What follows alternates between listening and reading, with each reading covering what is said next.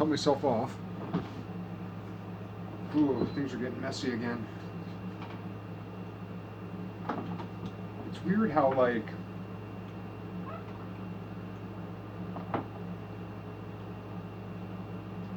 so this I consider a rational pursuit. It's sloppy, but you know, it's a rational pursuit.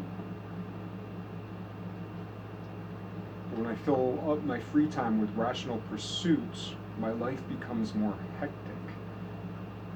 Things fall where they may, as I try to put enough of the good things in my mouth that I need, plus the bad things that I want.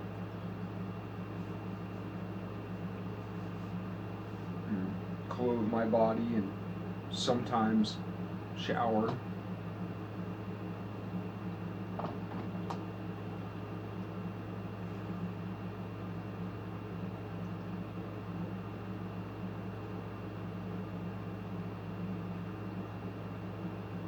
I don't want to do this.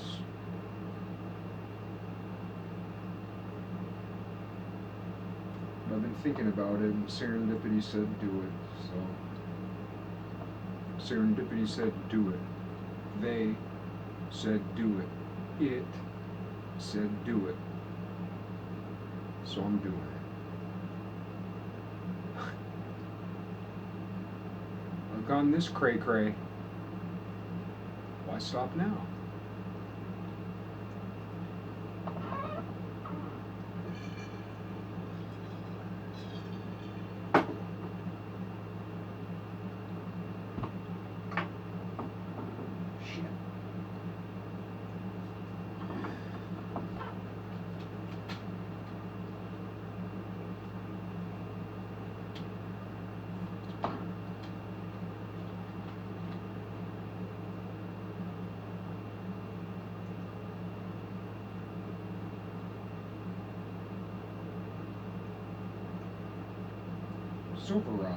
Silverado.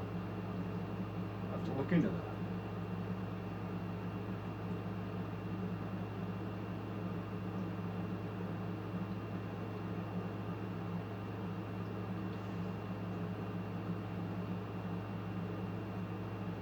I'm guessing if you're seeing this, there might be one of two reasons. One reason for sure that someone might watch this next week, a year from now, 10 years from now, 100 years from now, 300 years from now. Or just me tomorrow. Or tonight.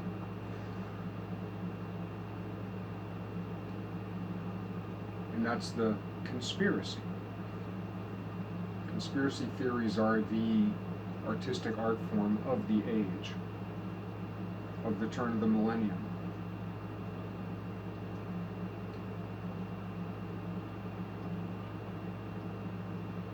Not as people who aren't really into them think of it. So if you're like, conspiracy theories, then you don't know about them. You only know what you hear about them. You haven't dug into them. If you dig into them, it's something else. It's something else. It's not what you think. And nobody really talks about it. I shouldn't say that. People do, but not really. There's so many levels, you know. And as a conspiracy theorist, I know less than most of them. But maybe sometimes I say some things that some of them don't say.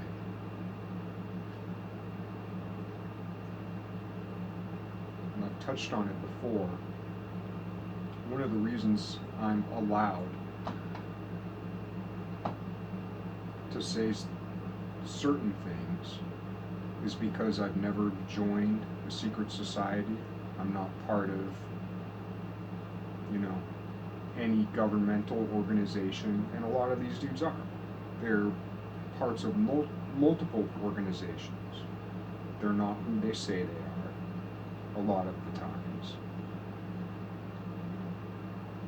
And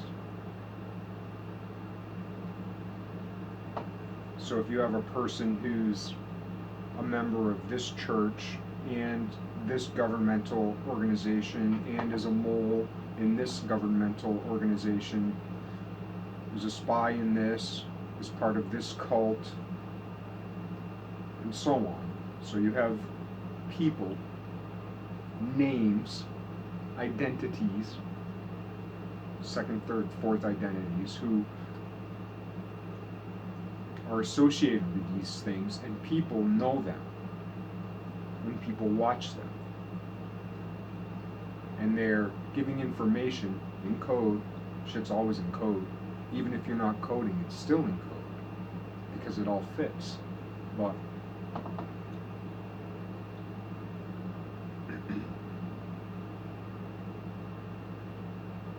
it's the whole limited free will thing at another scale. They're operating on so many levels, and they have to stay within those parameters, not as the individual that they actually are, because if they have several identities, they can go do something else in another identity. Me, I've got one identity. I'm Jeff Warner. Daniel Ray. I'm JDWF, through and through. That's the one thing that I am. So in that way, I'm so much lesser. I don't understand all this other stuff. You know, I have an understanding for it, but I don't operate in such a way.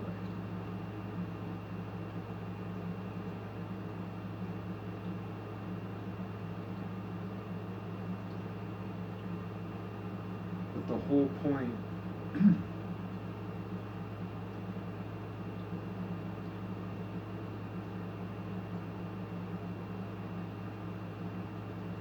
I'm among, I'm not saying I'm the first, but I'm among the first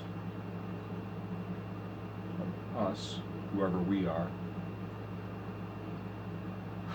who didn't have to join something, who didn't even need so much as a library card, just a phone, something the size of a hand, whole world right there, the whole story, the mythology. So people talk about,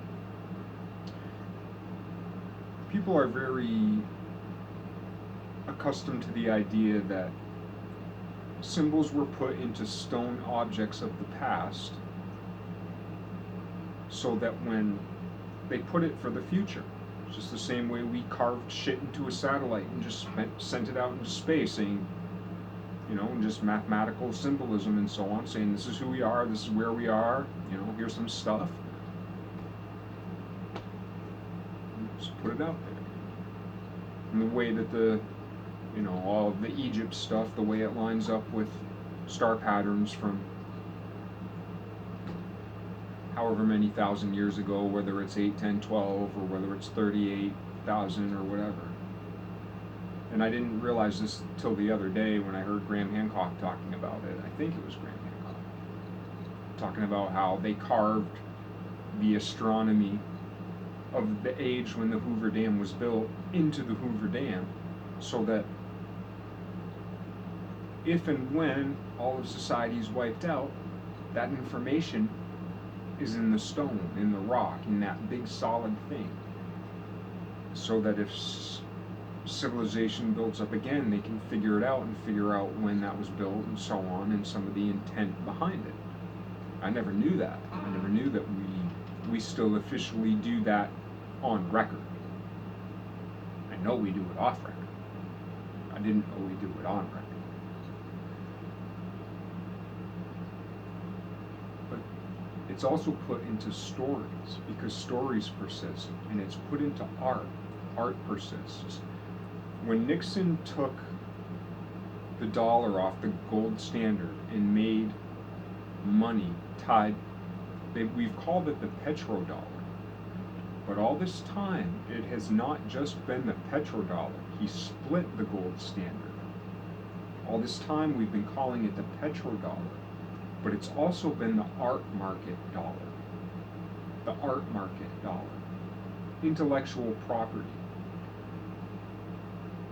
that could be split up also into rare books, rare printed first edition books, because there are codes, for instance, in the King James Bible that are different than the codes built into the Septuagint, that are different than the codes built in to the Zohar or into the Talmud, into the King James Bible, into the Aramaic or whatever.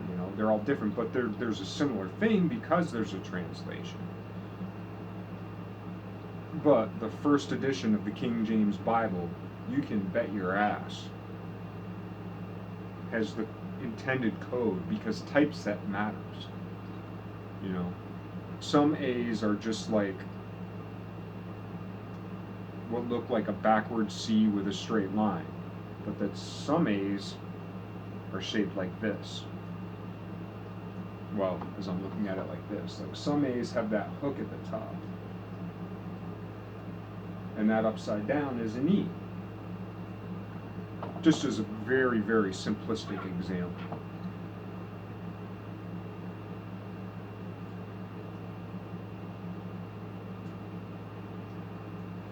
Our age is the first age of people who can start figuring this stuff out on our own.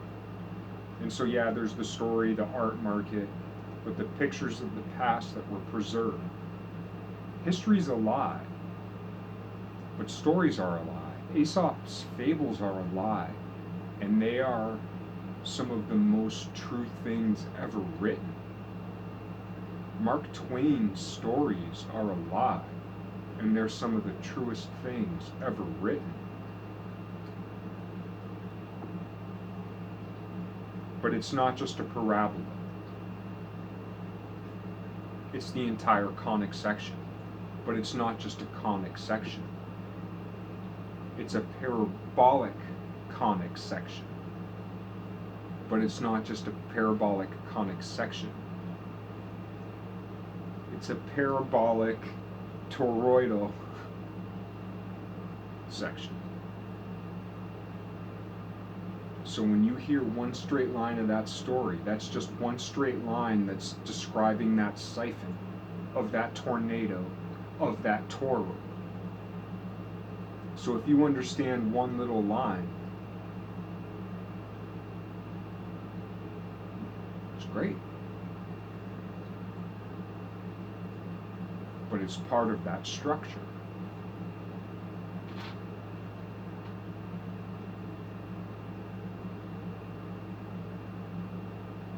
The more truth that gets told, and the more lies and conspiracy theories, but beneath the surface, beneath the surface, beneath the surface, conspiracy with spirals. That's what conspiracy means, with spirals.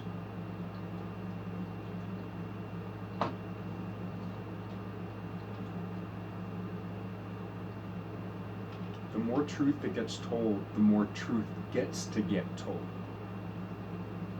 So I'm going to say something, and this will demark me among those who don't believe in this type of thing as totally crazy, but I'm telling you. I mean, I'm telling you this is true, and the reason why I'm telling you this, and they, not just it, but the definitive they, know pretty well stand behind this. Because I don't want the life. There are some things that have happened to me I won't talk about. It's just unspeakable. But I can speak around it.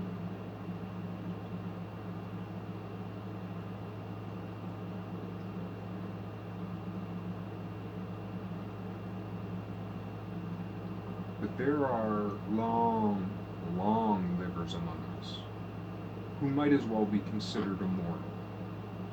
And I have a big problem because I've been persuaded that there are two predominant ruling forms of magic, sorcery, apostolicism, mysticism, and one has to do with forever, but it's a false forever, and one has to do with eternity. And I am very interested in eternity. And I'm skeptical of some of the foreverness. It's my opinion, and it is just an opinion. I know there are people who have been around for a very, very, very long time. And calling them people is even itself a little bit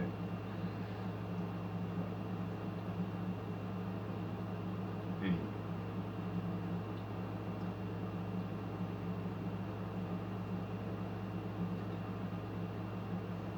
I'm just gonna say, when I was a little kid, I used to go fishing.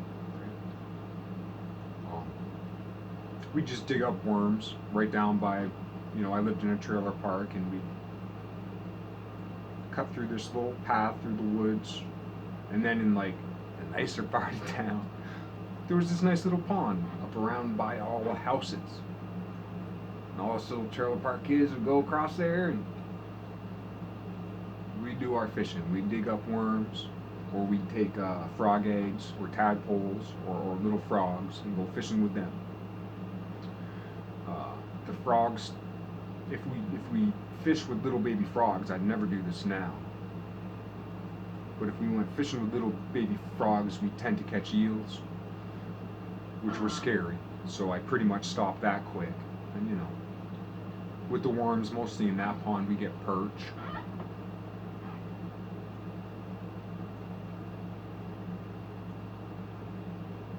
Never ate them. So that's what I do with my friends when I was a little kid, real little kid, like between like maybe 5 and 10. And about that same time, also sometimes me and my dad, sometimes at night, we go hornpout. I hated it. I hated going hornpout. But then sometimes I kind of liked it. But catfish and red meat of the catfish, I never really cared for fish when I was a little kid. I liked it when I was older, and when I first started giving up meat, I still ate a lot of fish. Those fucking big fish sandwiches from McDonald's and Burger King, man, tartar sauce. I don't eat them anymore, but if I were, I'd eat 4 of them. Give me some onion rings, slam them. Yeah, hornpout. I'm all set with hornpout. Never really went trout fishing. My friend I grew up with, his dad, they were all wicked hunters, and they hunted bow, musket. They did every season, everything, fished everything, trout. They cooked up. Yeah, I think it was trout, rainbow trout. They cooked it right with the scales on. You eat the whole thing, put a little flour on it. That was alright. So far as it goes. But anyway, I was fishing one time when I was a kid.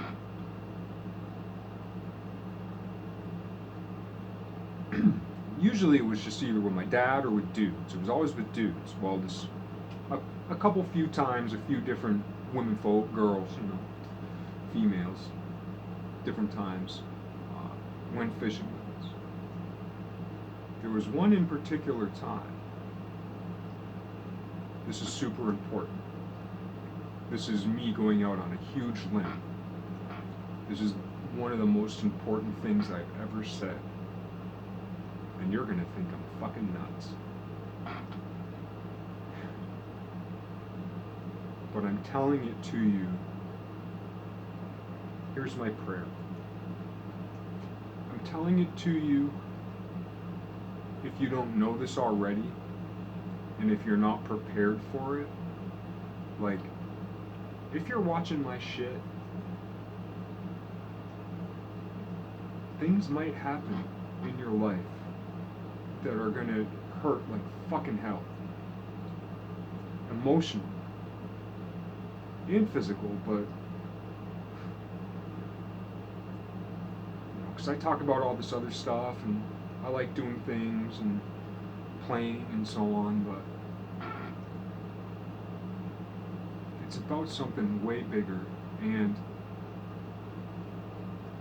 I'm dedicated, in so much as I'm dedicated, I've dedicated my life that I want to make the things that have happened to me not allowed. I've been taught lessons that, it's not that I don't want the lessons to be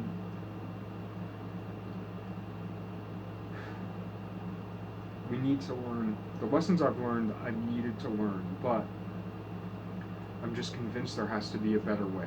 Just as I'm convinced that as we live in a world or in a cosmos that eats itself, we live in a world that devours itself.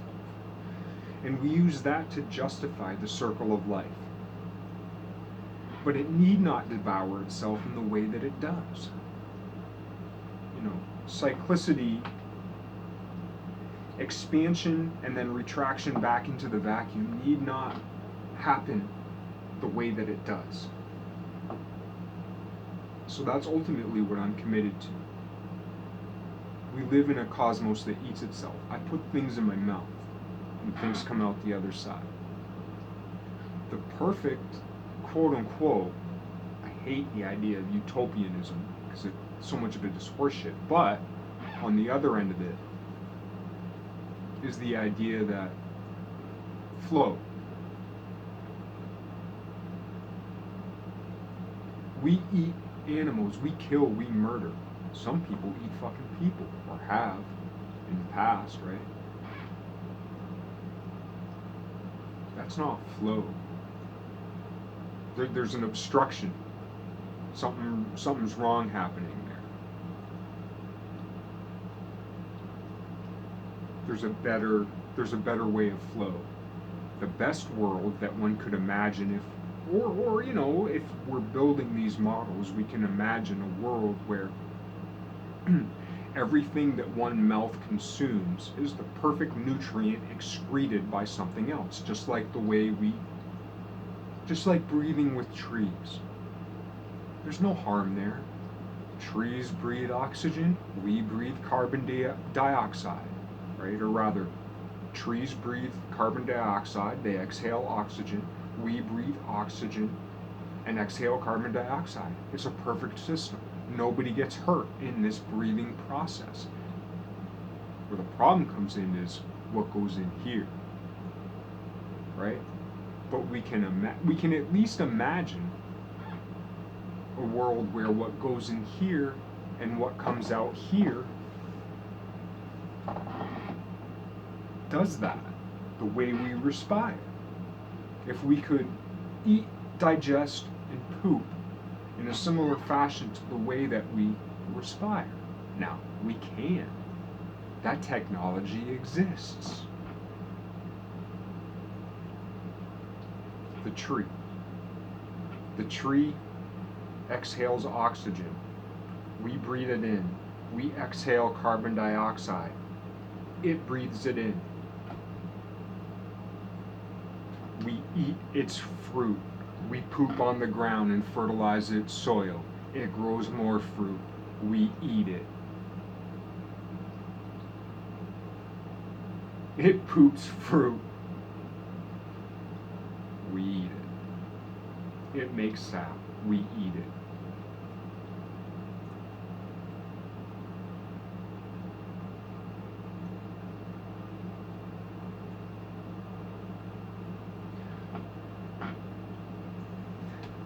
Anyway.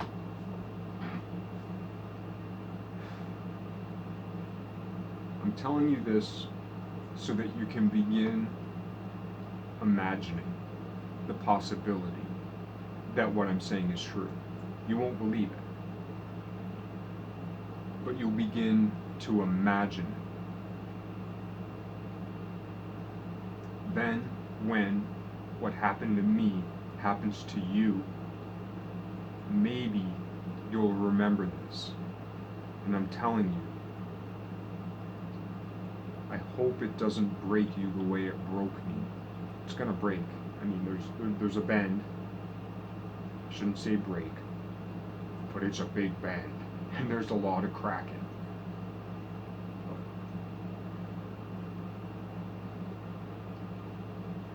I'm telling this to give you strength, because if what happens to you is like what has happened and continues periodically to happen to me, you'll need something to hold on to. You'll need a thread, and that's the only reason I'm saying any of this.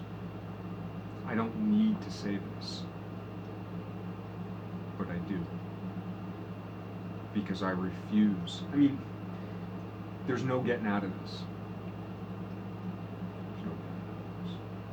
There's no escape from this unless we escape together and help each other. And this is the only way I know how to help. I can't do anything very well. But that's the thing.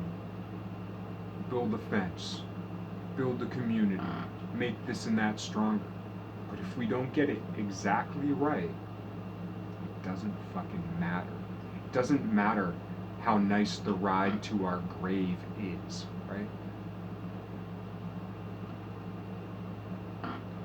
That's the whole thing with like humane farming. There's no fucking such thing. Humane farming means there's less toxic shit in the meat that you put in your mouth. But for the cow, this is coming. The cow in a smart cow in a bad situation who says, fuck this, I'm out of here, might be a lot better off. Whole nother subject. What I'm trying to get to, and I'm telling you, this happened to me. I'm suspecting that if you're watching my shit, something like this happened to you. And the only reason I'm telling you this is I know you're not going to believe me, but I hope you remember when you're in that very, very, very, very difficult place. I hope you remember. Like, I'm not in the clear, but I'm still here. And when that darkness comes, it will pass. People talk about the light, and this, I don't know about that. I know about levity. I know about nice things and having fun and joking around. And I like to smile. I like to be goofy. I like to be friendly. I like to be playful. But I'm empathic enough to feel the pain. Anyway, when I was a kid one time, I was on one of these fishing excursions. There was a girl with us. She was a little older, physically. She'd never really been fishing. And it wasn't even fly fishing, it was one of those ones with the little thing you click on, you hold it, and then you let go. That's the only thing I ever fished with. This dude was showing her how to do it. And I knew this girl, and I knew she weren't super coordinated, as I knew her. So I was like, I'm standing the fuck back. Because when she first started whipping around, she just about whacked me in the head with the fucking thing. So I'm standing like 20, 30 feet back. So she winds up to do the thing, but she must have let her finger off the button too soon. That hook flies back, reaches into my eyelid without touching my eye, into my eyelid, and before she rips it, I go, ah! They turn around. Oh, what's the matter? What's the matter? What's the matter? You got the hook in my eye. Yeah. I mean, I instantly start bawling. So they come out. They come over, messing with it, and you know. I mean, to me, it was all like, but you know, came out, didn't hurt. went into my eyelid, just the skin of my eyelid, from 20, 30 feet away. Just into the skin of my eyelid. I can't remember which eye it was. Just into the skin without touching my eye, without hurting me.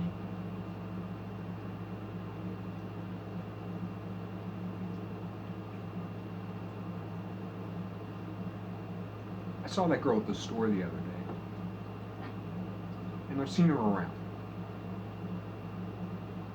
She hasn't aged a day.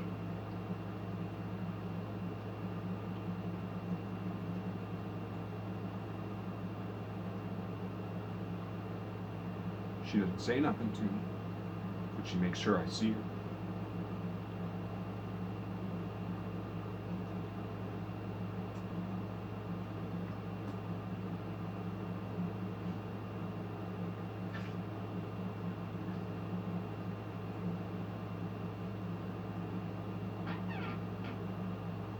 True story.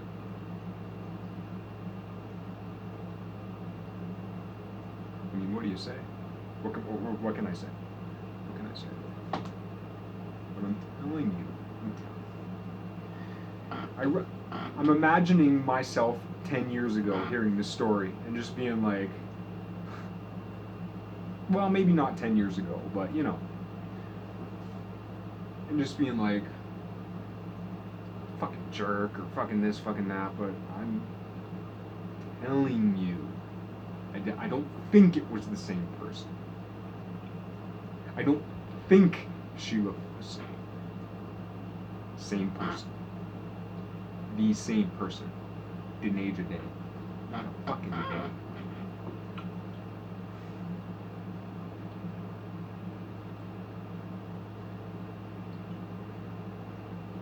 Something happened to me several years back, and several years before that, and several years before that, and several years before that, but specifically 5 years ago.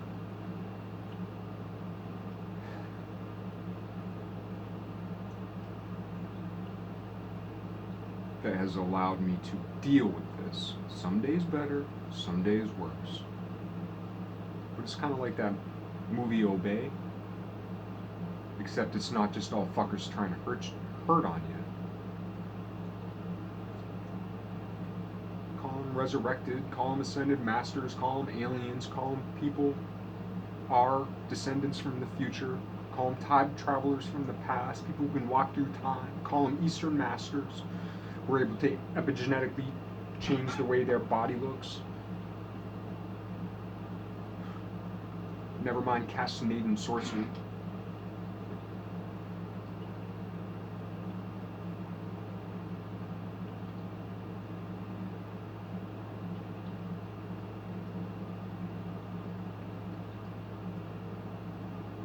But I'm not like that.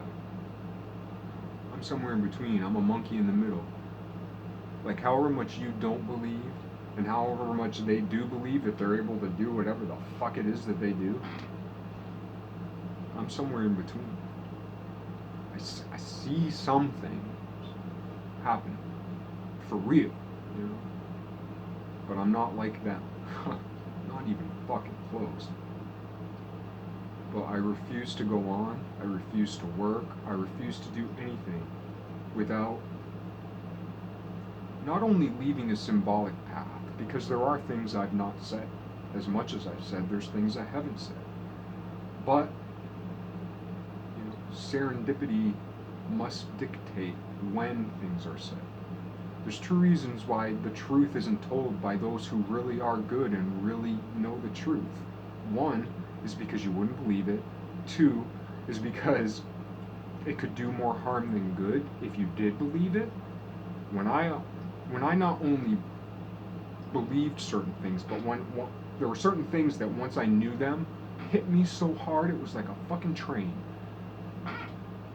But for whatever reason, I'm saying this now, and that means that somebody's gonna watch it someday, and it will give them the strength to get through something difficult. And that makes me, see, that's the thing, it should make me happy. because that means that someone's going to survive a dark night of the soul that they might not have otherwise survived had they not had this connection through time with me now. So in that sense, I'm happy, but I don't feel happy about it because I want this to be impossible. People weren't able to give me the same type of warning as I'm able to give you. Because in a sense, I'm a threshold. A threshold has been breached, thus I'm able to give a warning that has not been able, that wasn't given to me. I was given other warnings, but I wasn't given this one.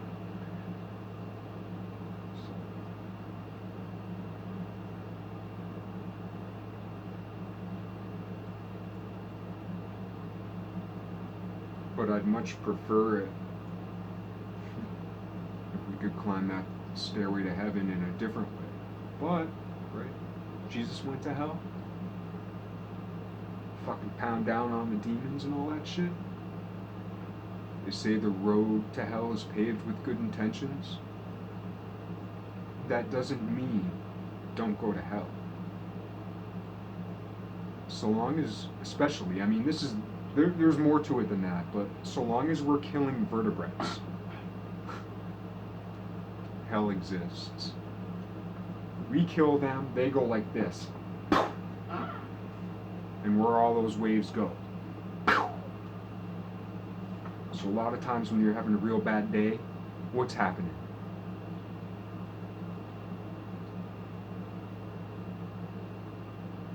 Somebody's killing a cat somewhere.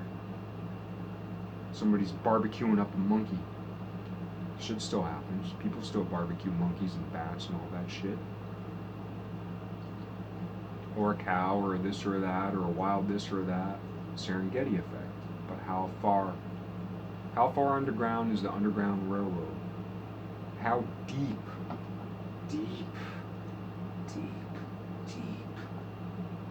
does the Serengeti effect reach? If we look at the Mandelbrot set and all those little spirals,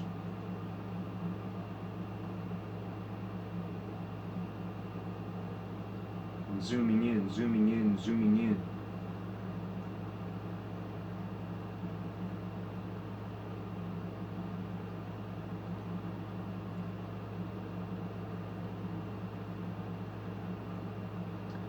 So yeah, the road to hell is paved with good intentions.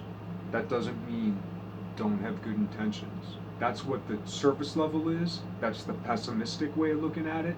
That's what the bad magicians and sorcerers and linguists have tried to turn it into, to try to create division.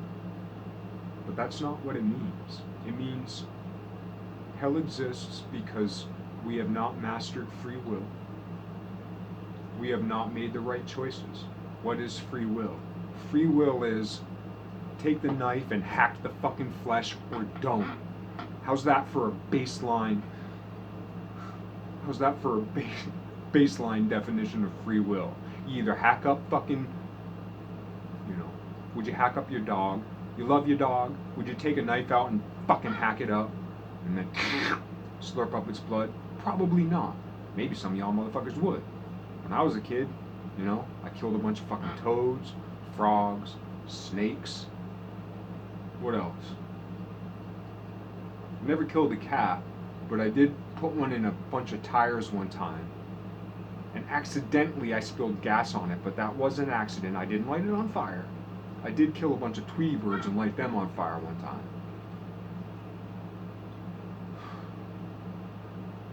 Sick motherfucker. And I ain't the only one, right?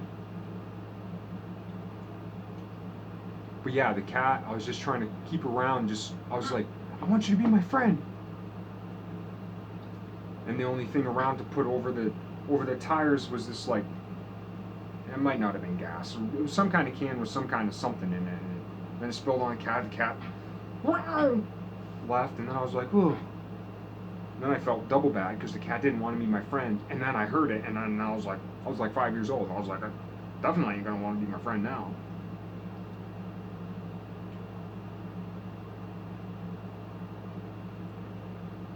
But yeah, that murderousness, you know. And then people talk about, well, having respect for nature and all that.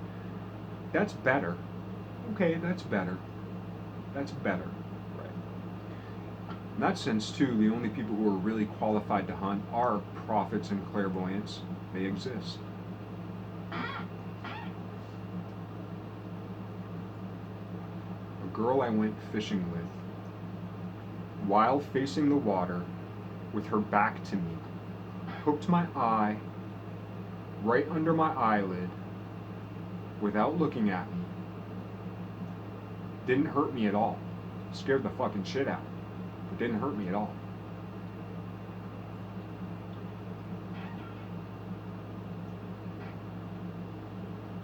"35 years later, just the other day, saw her down. Saw her down. Just, I don't know how she got here. I don't know who. I don't know. Don't know who she is now.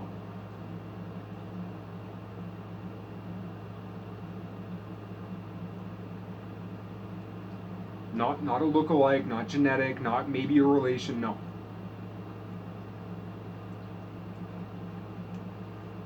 I was not recognized formally, but I was.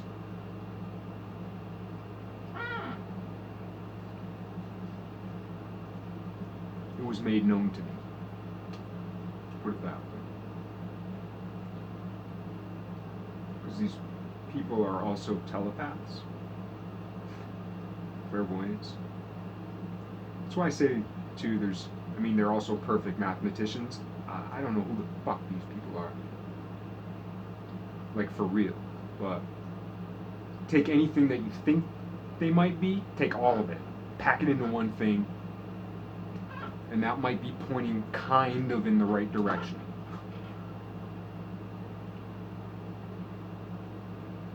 Once you understand people can literally read your mind, once you accept the people of the it, the Parmenides it, not the king it, but the king it's out there too, and the king it can do the same thing, but the Parmenides it is superior to the Stephen King it.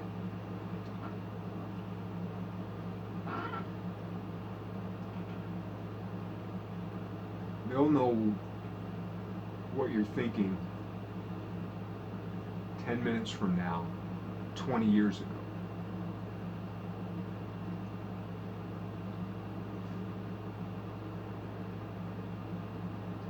That's perfect reason.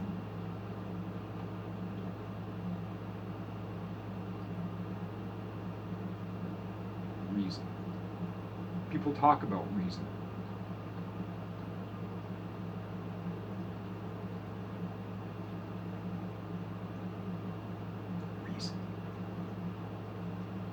Reason. The people who have stolen the word reason, not to say that there's not a lot about those who have claimed, it's like capture the flag. Those who have captured the flag of the term reason have done a lot of good things, for sure. But reason in its fullness, it's God, man.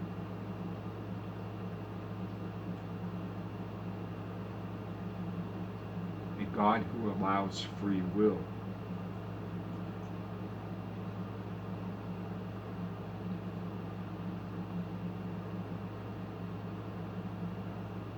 And is constantly doing a GPS correction for all the bad decisions we're making.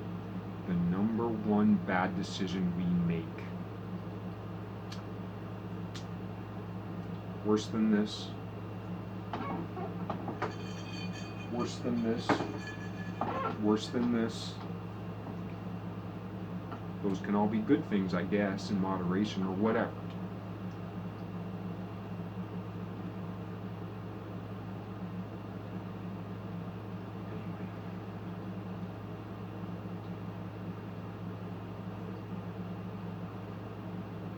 full disclosure requires our hard work. And it's hard.